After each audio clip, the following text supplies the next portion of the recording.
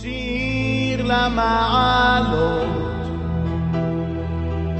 אשא עיניי אל ההרים, מאין יבוא עזרי.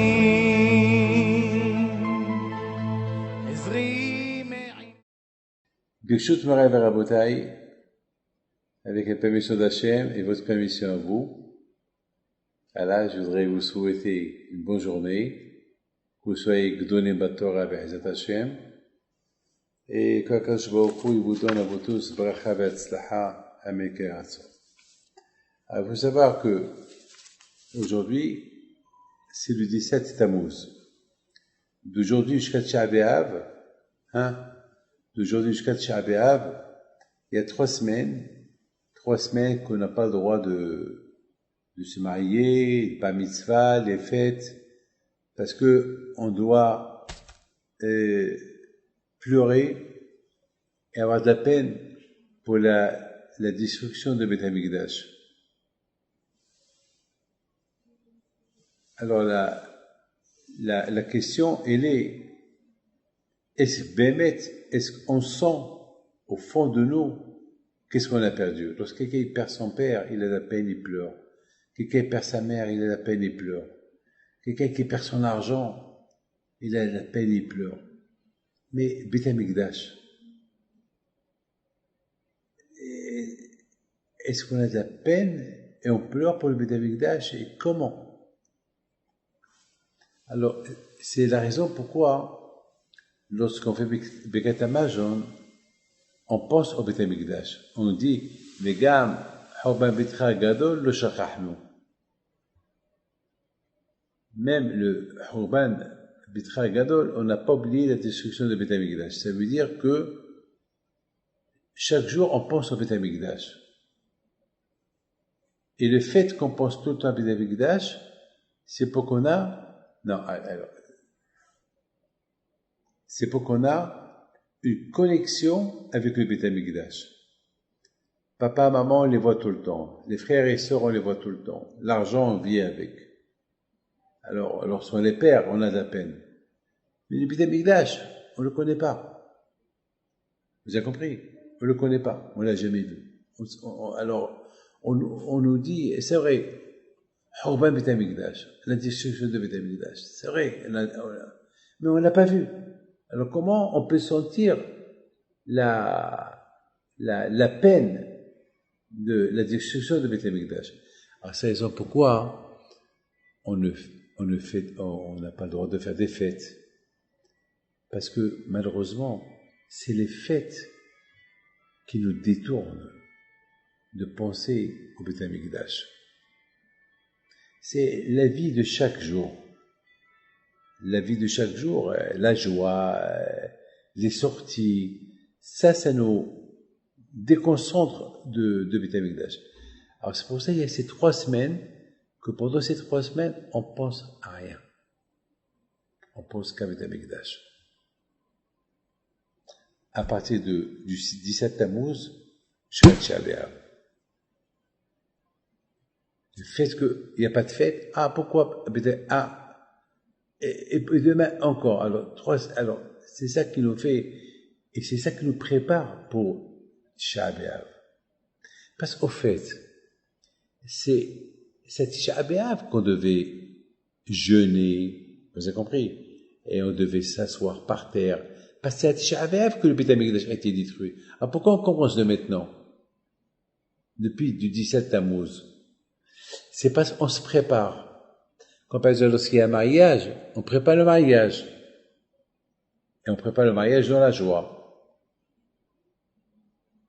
C'est la même chose avec la tristesse. Alors, c'est la même chose pour la tristesse de Churban Beth Amikdash. La tristesse de la destruction de Beth Amikdash, on la prépare 3 semaines à l'avance. Vous avez compris? On se prépare chaque jour. Comme ça, lorsque Tisha B'Av arrive, alors on pleure, on sent le manque de Beth Amikdash. Alors, c'est quoi le Beth Amikdash? Alors, écoutez bien. Je vais vous raconter une belle histoire. Ça, c'est quelqu'un que vous connaissez bien qui me l'a raconté, je ne vais pas dire son nom, son père il habite à Paris, mais lui il est à la yeshiva de Kotora, à Ushalaim, son fils. Il m'a raconté, il m'a dit, il y a à peu près 25 ans, vous connaissez bien, il y a 25 ans, il y avait un rabbin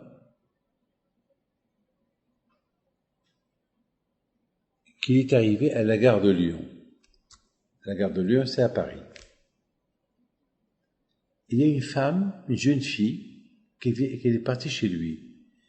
Elle dit, monsieur le rabbin, je vais faire Shabbat, et j'ai envie de faire Shabbat, mais ma mère, elle ne veut pas que je fasse Shabbat.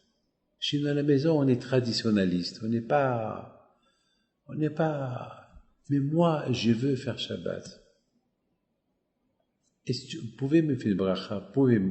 Alors, elle dit au rabbin, est-ce que vous pouvez me faire le bracha pour m'aider?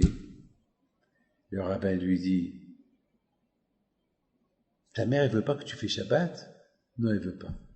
Alors, le rabbin lui dit, alors dis à ta mère qu'elle vienne me voir. Et je vais lui faire une bonne bracha. C'est comme ça, le monsieur me raconte. Il me raconte que le rabbin, il a dit à cette fille-là, dis à ta mère de venir le voir et lui faire une bonne bracha. Et la même semaine, elle a fait un rendez-vous avec le rabbin. Elle est venue chez le rabbin. Elle a dit au rabbin, monsieur le rabbin, vous avez rencontré ma fille il y a 3 jours et vous lui avez dit que vous voulez me voir. Alors le rabbin lui a dit, c'est à propos de quoi? Ben, je sais pas.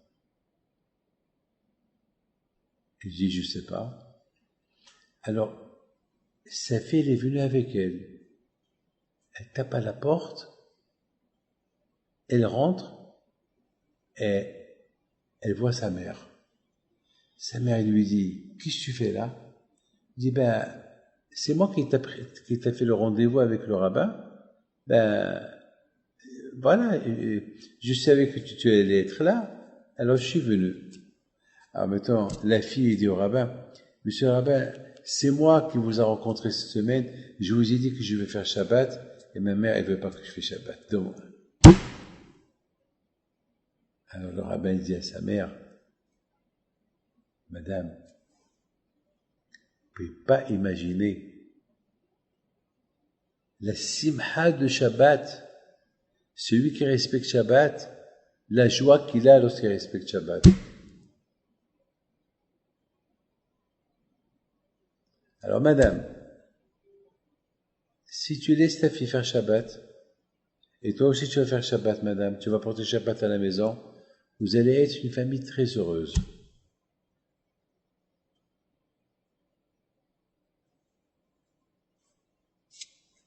La mère, elle regarde le rabbin, elle regarde sa fille, elle dit à sa fille, alors, ma fille, à partir de maintenant, on va commencer à faire Shabbat. Baruch Hashem,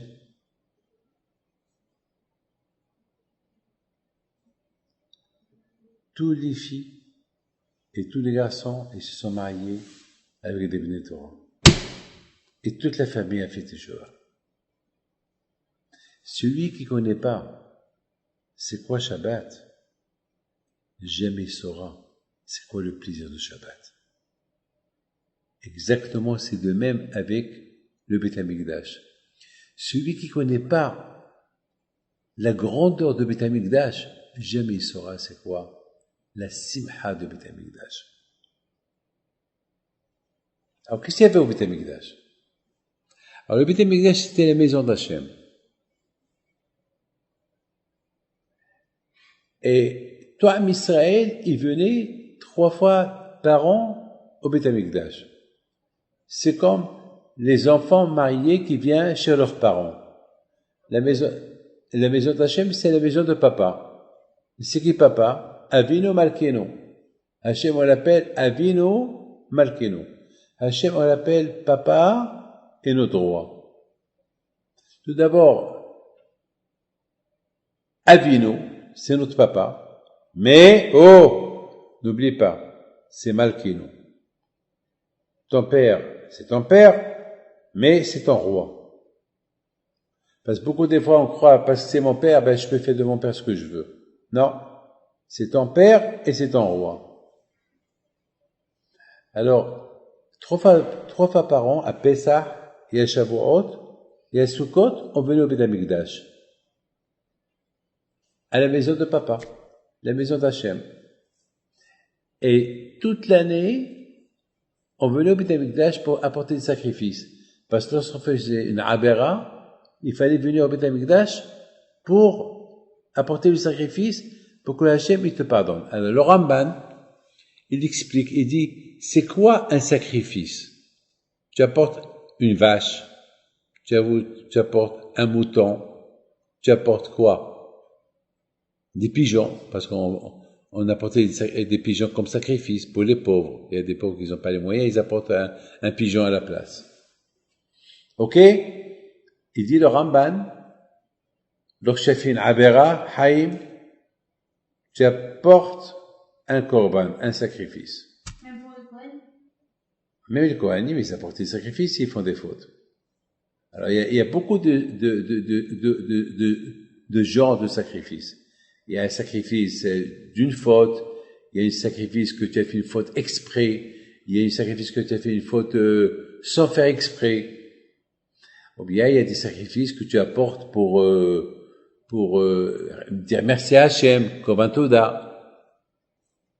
Il y a des sacrifices il y a beaucoup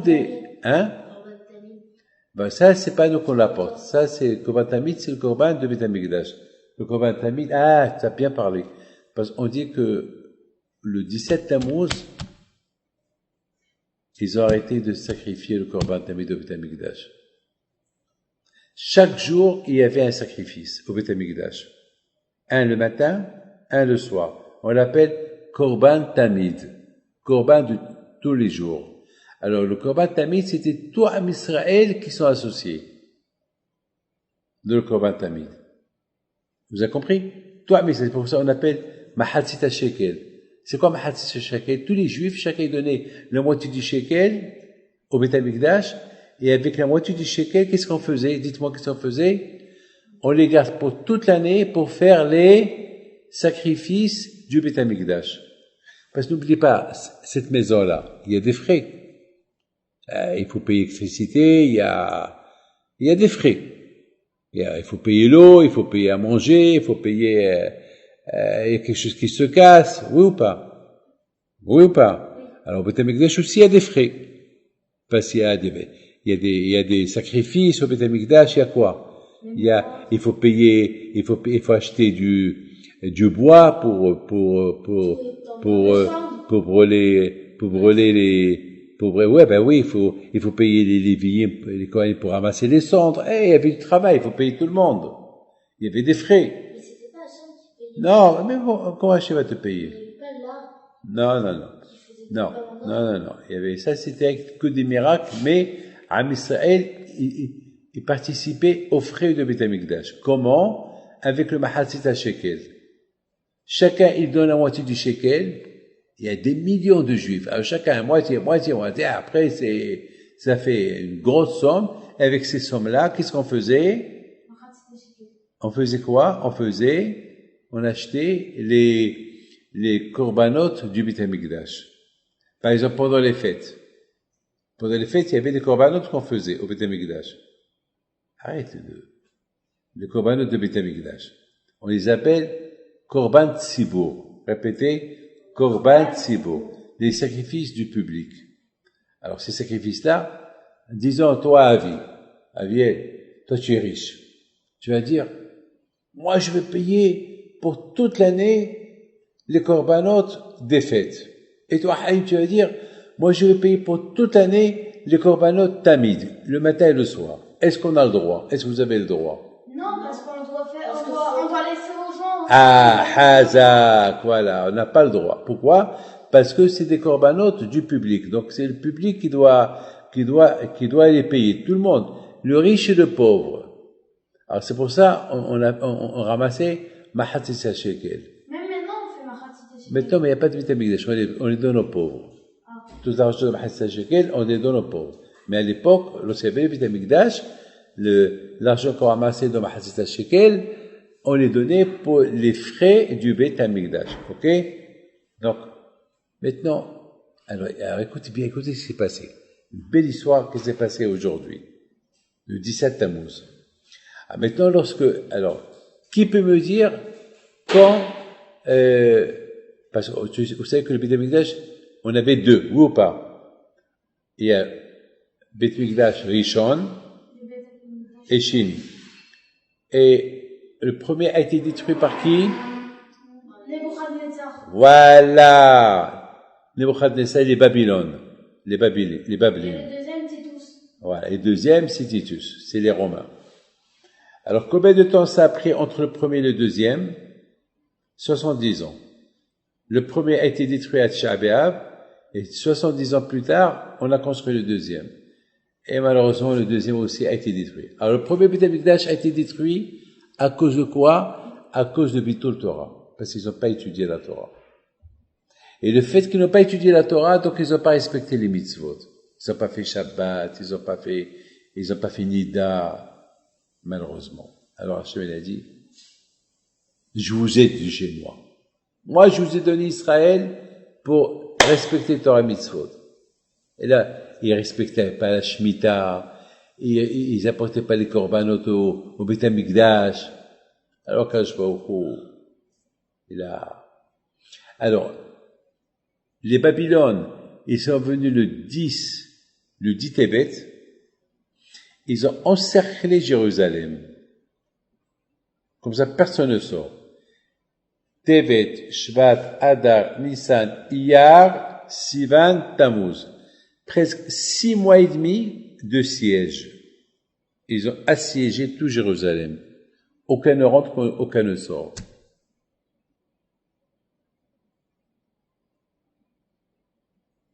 Mais chaque jour, les bénis Israël faisaient Korban Tamid. Et grâce au Korban Tamid, les Babyloniens, ils n'ont pas réussi à casser la muraille. Vous savez c'est quoi la muraille? La muraille, c'est le mur qui entoure tout Jérusalem. Il y avait une grosse muraille. Elle était non. Avec tous les armes qu'ils avaient. Alors maintenant, les Juifs, ils avaient plus de bêtes. Alors les Juifs, ils ont dit aux Babyloniens, vous voulez faire de l'argent? On vous donne un sac plein d'argent et vous donnez-nous 2 brebis, 2 moutons. C'est tout. Alors, les Babyloniens, ils étaient super contents. Alors, eux, ils mettaient 2 moutons, et les Juifs, donc, ils ramassaient, parce que c'était la muraille, et eux, ils mettaient le sac, chaque jour. Un jour, il y avait là-bas un juif qui est devenu athée, un juif qui est devenu rachat. Il a dit aux Babyloniens, mais qu'est-ce que vous faites là? On fait d'argent. On leur donne 2 moutons, et eux, ils nous donnent un sac d'argent. Alors, il leur a dit, mais vous êtes fous. Mais tant que les Juifs, ils font le Korban Tamid, jamais vous allez gagner la guerre. Parce que le Korban Tamid, il protège la ville. Ah, mais vous savez quoi? Lorsque, demain matin, ils font descendre le plateau pour mettre là-bas les 2 moutons, mettez là-bas 2 cochons. Parce que Jérusalem, elle n'accepte pas les cochons. C'est tamé. Ils ont mis 2 cochons ou un cochon les Juifs, ils ont commencé à prendre. Le cochon, il a touché la muraille avec ses pieds. La muraille, elle a bougé, elle est tombée. Ça s'est passé le 17 Tammuz. Alors là, les Romains, les Babyloniens sont rentrés. Pendant 3 semaines, ils ont tué des Juifs, ils ont fait que des dégâts, et à Tisha B'Av, ils ont brûlé le Beth Amikdash. Et ça s'est passé exactement pareil pour le deuxième Beth Amikdash. Exactement pareil. Juste à cause de ce juif. Ça s'est passé. Le 10 Tevet, encore, la muraille, et ils ont assiégé Jérusalem, ils ont cassé la muraille le 17 Tammuz, et à Tisha B'Av, ils ont brûlé Beth Amikdash. Il y avait beaucoup de miracles. Alors, le premier temple a été détruit à cause de quoi? À cause de quoi?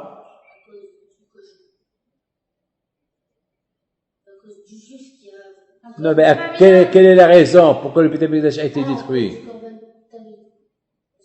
À cause de son rachat, il est parti demander. Parce qu'ils n'ont pas étudié la Torah. Et parce qu'ils n'ont pas étudié la Torah, ils n'ont pas fait les mitzvot. Donc, quand je a dit, je vous jette de ma maison.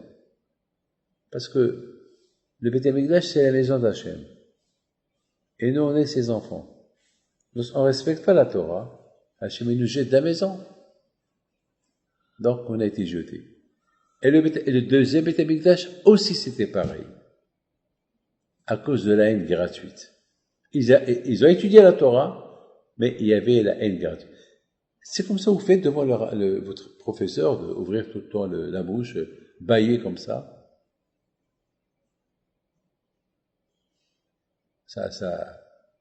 Lorsqu'on écoute un cours de Torah, on ne bâille pas. On se concentre. Ah, maintenant, vous avez compris? Ah, maintenant, je vous pose une question. Est-ce que vous sentez la peine du Churban Beth Amikdash? On ne sent pas. Alors pourquoi on ne sent pas? Alors pourquoi on ne sent pas? Il y a une raison. Parce qu'on n'a pas vécu. Non, c'est pas ça. Parce que notre tête, elle est ailleurs. Parce qu'on pense à jouer.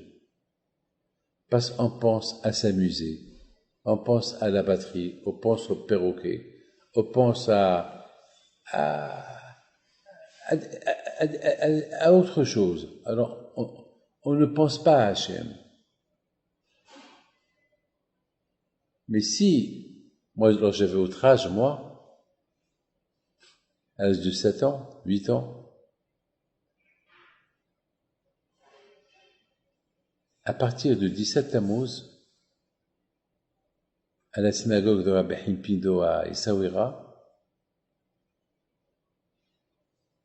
on s'asseyait par terre chaque jour un peu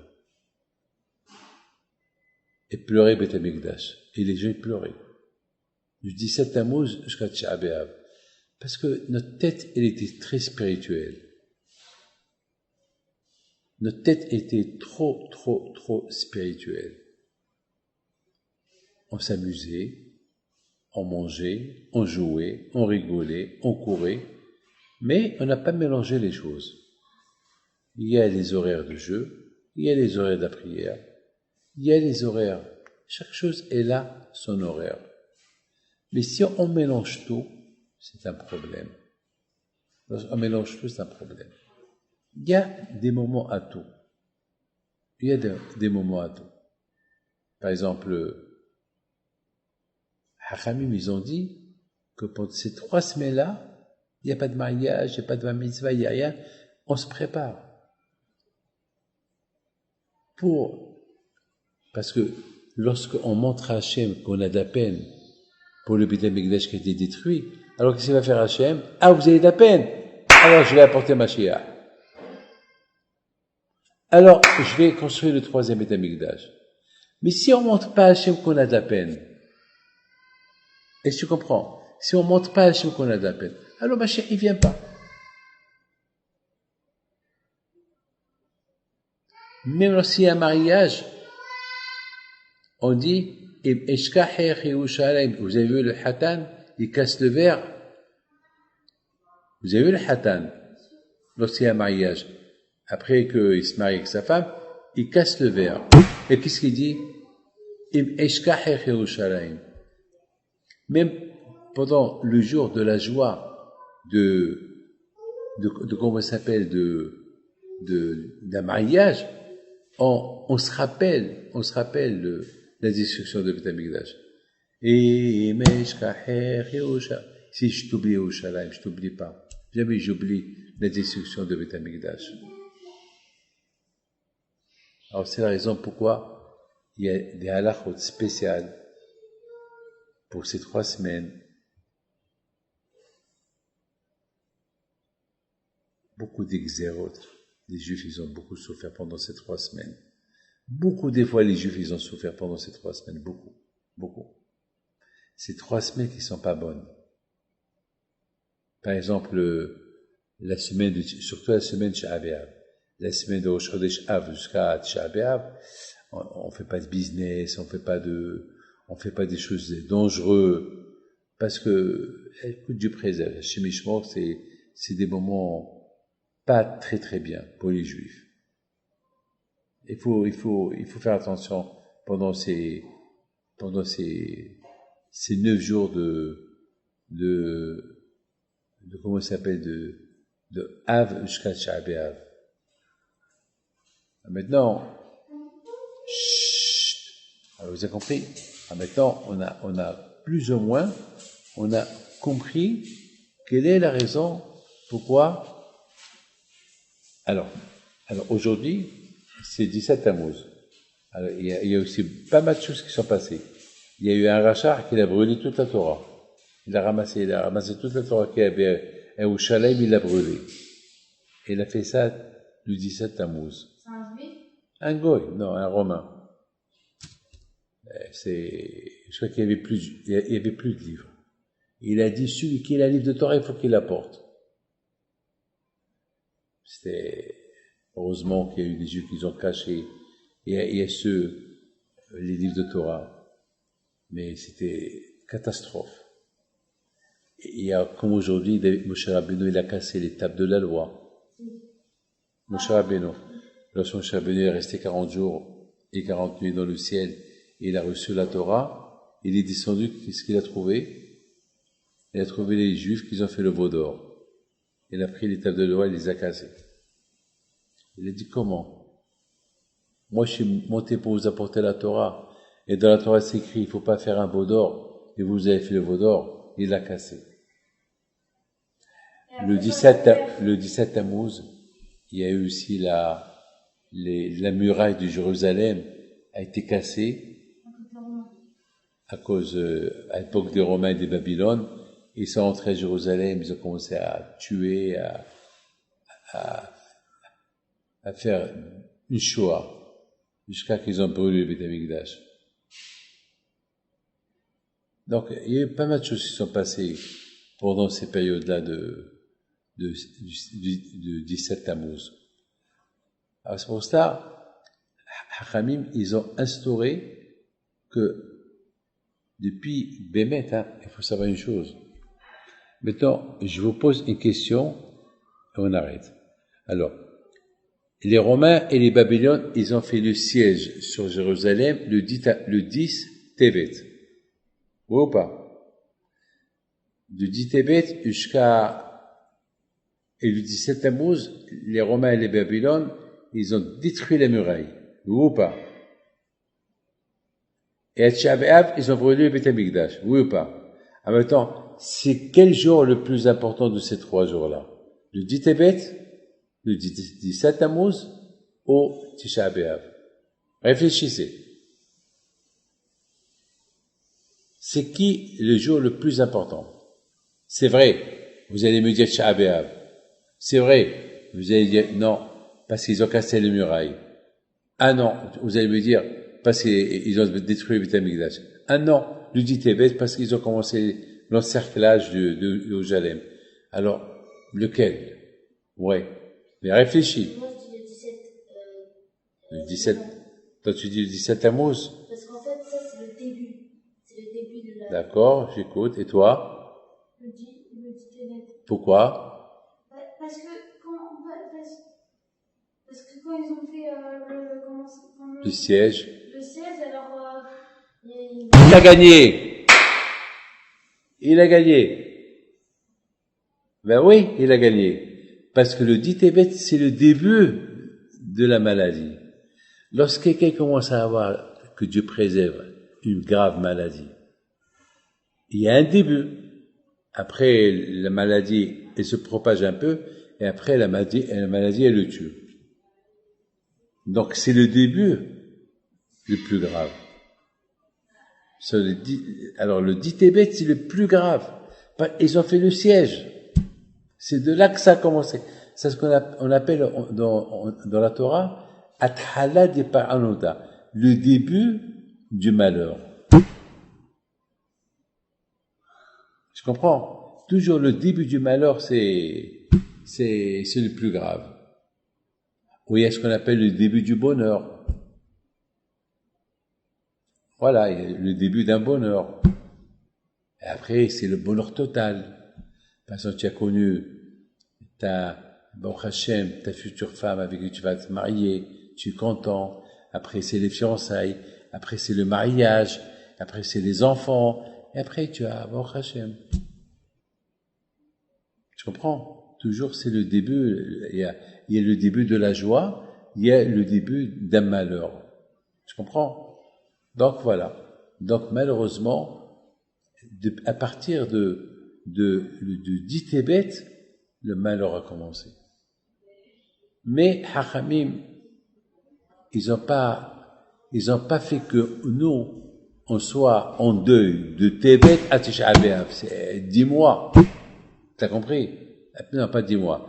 Alors, Tébet, Shvat, Adar, Nissan, Iyar, Sivan, Tammuz. Ah ouais, c'est trop. C'est trop, 8 mois. Presque, c'est trop. Ouais, parfois, ouais, c'est trop. C'est pour ça, Hachamim, ils ont fait que parce que là, toi aussi, tu as raison. Toi aussi, tu as raison. Pourquoi? Parce que si les Juifs, ils auraient fait Teshuvah, le dit Tébet, ben, il n'y aurait pas eu le 17 Tammuz. Tu comprends? Il n'y aurait pas eu après Tisha B'Av. Mais le fait qu'ils n'ont pas fait Teshuvah, le dit Tébet, donc il y a eu 17 Tammuz. Et après, ils n'ont pas fait Teshuvah le 17 Tammuz, donc il y a eu Tisha B'Av. Mais s'ils étaient bien depuis le départ, ben, il n'y aurait pas eu même le dit Tébet. C'est comme un avertissement. Les parents disent voilà. Premier avertissement, deuxième avertissement. Voilà. Hazak ou Baruch, voilà, c'est comme ça. Premier investissement, dit Tébet. Deuxième investissement, malheureusement, ils n'ont pas écouté à la fin, le Beit Mikdash a été détruit. Donc, la Gemara dit que les prophètes, ils ont averti, les Juifs avertis jusqu'à personne n'a écouté. Et jusqu'à que vous savez qu'à l'époque du deuxième Beit Mikdash, il y avait un qui s'appelait Rabbi Tzadok. Il a jeûné 40 ans. Jusqu'à qu'il est devenu squelette. Pour que le Beit Mikdash ne soit pas détruit. Et malheureusement, a été détruit. Allez, que le bon Dieu vous protège et vous donne bracha v'atzlacha, b'ut haguf, aliyah b'torah v'rat shamayim u'mayim. אדוני ישמור צאתך ובואך מעתה